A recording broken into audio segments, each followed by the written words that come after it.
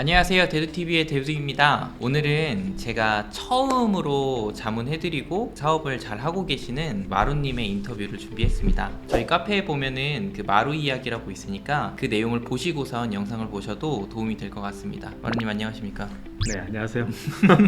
자기소개 간단하게 좀 부탁드립니다. 네, 저는 그 카페에서 마루라고 활동을 하고 있고요. 현재 투잡으로 일을 하다가 사업을 전업으로 하고 있고 마루라고. 지금 전업으로 돌리셨는데 얼마나 되셨어요? 지금 한 2개월 정도? 2개월 정도 좀 됐고. 네네. 현재 매출은 얼마 정도 되고, 네네. 그리고 어느 마켓에서 어떻게 판매하고 계신가요? 평균적으로 한 5천 정도 되고요. 그리고 기본적으로 뭐 다 알고 계시는 오픈마켓들, 국내 대부분의 오픈마켓에서는 다 입점을 해서 판매를 하고 있습니다. 네. 좋습니다. 어쩌다가 온라인 네. 쇼핑몰을 좀 네. 하시게 되셨는지 그냥 쭉. 처음에는 이제 온라인 쇼핑몰을 꼭 해야 되겠다 이런 목표를 가지고 진행을 했던 거는 아니고요. 어떤 기존에 이제 직장 생활을 저는 한 20년 조금 안 되게 그렇게 안 보이시죠?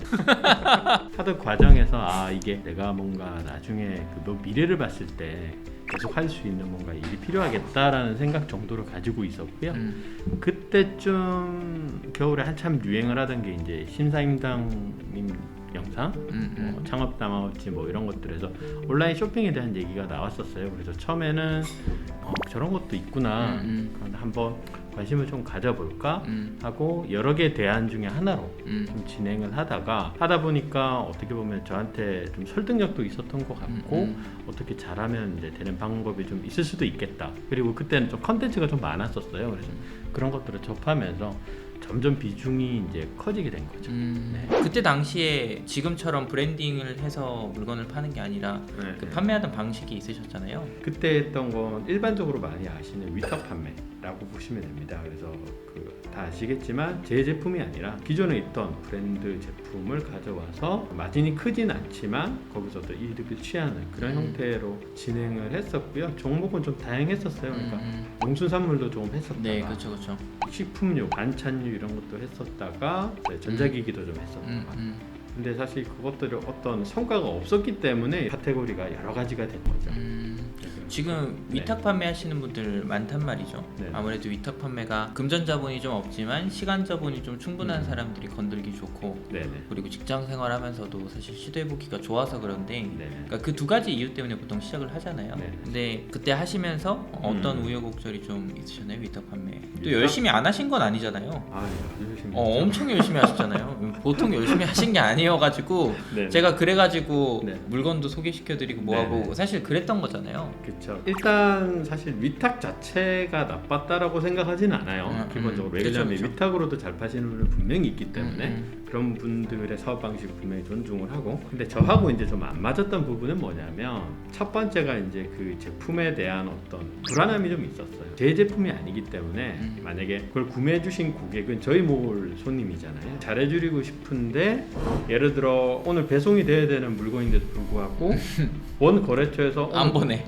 못한다고 하거나 실수를 저지르거나 뭐 이러면 제가 그걸 어떻게 케어를 해드릴 방법이 없는 거예요. 그래서 그런 부분에 되게 좀 한계를 느꼈죠. 왜 그러냐면 좋은 서비스를 해드리고 싶거든요, 사실. 근데 그런 부분이 한계가 있다 보니까 어려웠던 부분이 있고, 두 번째는 제가 판매하는 입장에서 사실 여러 가지 판매 전략들이 필요하거든요. 뭐 가격도 필요하고, 안 그러면 때로는 상품명이나 네이밍에 대한 변화도 필요하고 다각적인 변화가 필요하지만 거의 불가능하죠.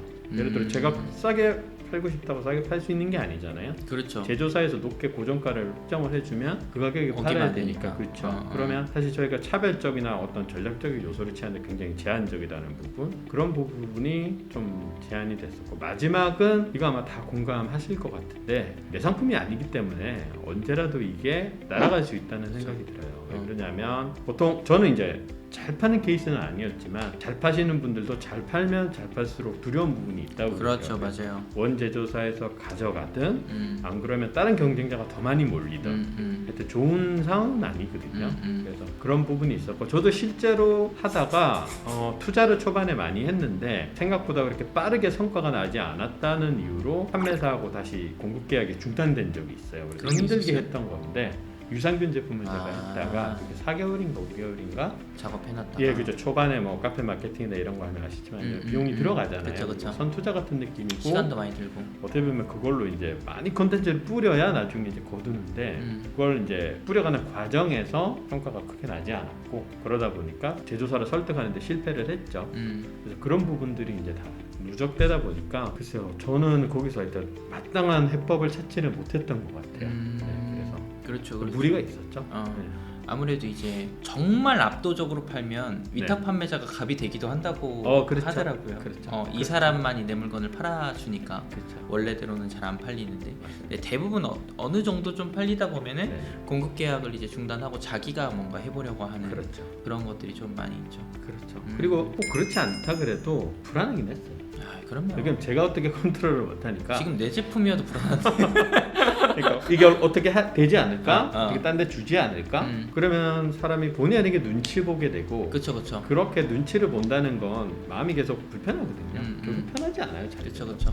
그런 부분이 어려웠죠. 지금은 이제 브랜드 제품을 좀 하시잖아요. 맞습니다. 그 브랜드 제품 해보니까 위탁 판매랑 좀 다른 게 어떤 게 있어요? 처음에 사실 저는 많이 좀 망설였었어요. 그러니까 이거는 사실 저 말고도 초반에 시작하는 분들이 많이 공감하실 것 같은데 할 것도 많고 어렵다.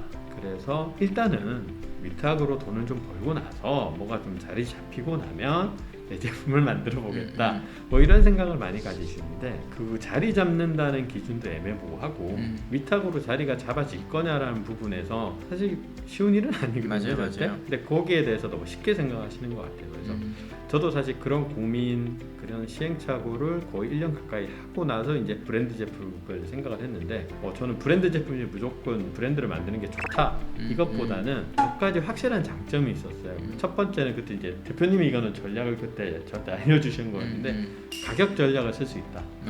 바꿀 수 있다. 예, 저는 초반에 그 제품을 런칭할 때 초반에 그렇잖아요. 뭐 리뷰도 없고 판매 실적도 없고 뭐 노출도 잘 안 되고 그렇잖아요. 노출시킬 수 있는 방법이 저는 최저가였어요. 그러니까 최저가는 아니죠. 그때는 뭐 손해만 안 보는 말이 안 되는 이익은 모두 포기한 가격이었죠. 그래서 사람들이 누구나 최저가나 뭐 이런 거 검색을 하시는 분들이 있잖아요. 가성비를 찾기 때문에 그런 분들한테는 이렇게 제품은 멀쩡한데 이렇게 싸게 팔어? 뭐 이렇게 어필할 수 있었거든요. 물론 이제 지속적으로 쓸 전략은 아니었죠. 하지만 이제 그때 그런 초반의 전략이 저는 유효했다고 생각하기 때문에 그게 이제 제 상품이기 때문에 제가 이제 선택을 할 수 있는 전략이었었고 그 이후에도 가격 전략을 몇 번 썼었어요. 그러니까 가격을 한꺼번에 확 올리는 정상가로 게 아니라 단계적으로 이제 끌어올리면서 고객들을 잃지 않고 이제 끌고 가려는 그런 행동을 좀 했었고 그런 것들이 유효했었던 것 같아요. 그리고 두 번째로 좀 괜찮았던 게 저는 무엇보다도 이제 심리적인 안정. 내 거니까. 그렇죠. 눈에 뵈고. 제가 정지하지 않는 한. 그렇죠. 제품은 나오는 거고 고객한테 잘 모르겠다는 얘기를 할 필요가 없거든요. 그쵸. 왜 제가 아니까. 다 아니까. 줄 수 있으면 주겠다라고 얘기하고 너무 만약에 저희가 진짜 실수했거나 미안하면 제가 손해를 보더라도 고객을 위해서 고객의 이득되는 행동을 해줄 수 있어요. 그게 왜 내 제품이니까. 그런 부분들이 되게 마음이 편했고 마지막으로 말씀드릴 수 있는 거는 어디 뺏기지 않는 제품이죠. 그리고 그게 판매가 늘어날수록 어떤 브랜드에 대한 어떤 충성 고객이 생기고 커뮤니티까지는 아니지만 다시 찾아주시는 고객 정도는 이제 발생을 했거든요. 그럴 경우에는 되게 뿌듯하죠. 그렇죠. 그게 이제 쌓여가는 거니까 사업을 하시는데 뭐 어떤 거 하세요? 그래서 뭐 그냥 쇼핑몰이요, 온라인 사업이요 이런 것보다 어떤 브랜드를 얘기하면서 어떤 브랜드를 키워나가고 있다 그렇게 얘기했을 때는 스스로 이제 그 사업에 대한 일에 대한 어떤 정체성도 뚜렷해지고 뭐 일에 대한 의지도 좋아지고 긍정적인 면이 많다고 생각하거든요. 그래서 그런 부분에서 브랜드 사업은 온라인 사업하는 데 있어서 꼭 거쳐야 되는 과정이라고 생각을 해요. 그래서 다들 공통적으로 얘기하시는 게 위탁에서 이제 넘어가긴 해야 된다라고 그렇죠. 얘기하는데 이제 유튜브 콘텐츠들이 이제 주로 이제 위탁 관련된 것들이 많은 이유 중에 하나는 대부분 그 단계에 머물러 있으시고 그 다음 단계로 넘어가시는 분들이 많지 않기 때문에 그렇죠. 잘 되면 넘어가겠다. 그렇죠. 잘 되면 넘어간다. 되게 어려운 그렇죠. 생각이거든요. 근데 잘 되면 넘어간다가 아니라 넘어가면 잘 되는 거잖아요. 그렇죠. 그렇게 생각해야 되는데 넘어가면 잘 되는 거. 그렇죠. 사입을 하는데 쓴 돈, 시간 들인 거. 그렇죠. 여러 가지 것들이 있으니까. 그럼 적자요? 그렇죠. 그런 것들. 슬픈 얘기는 하지 말아요. 그렇죠.